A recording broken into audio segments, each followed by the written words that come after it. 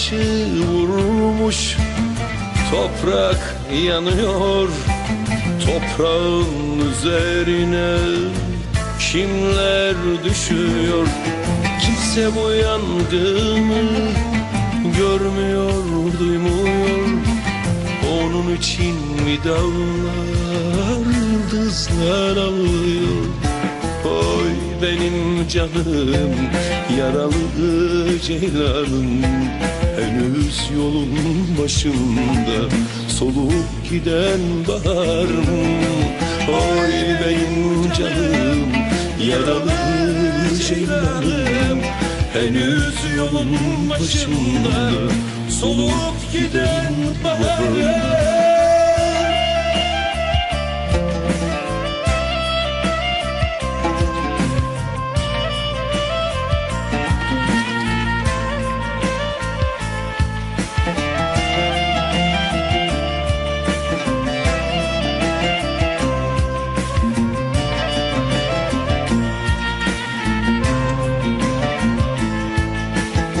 Ay ışığı vurmuş, yurdum kanıyor.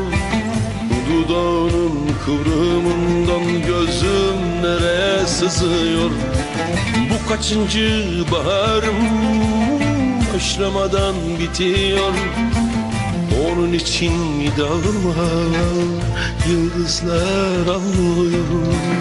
Oy benim canım, yaralı ceylanım, henüz yolun başında solup giden baharım.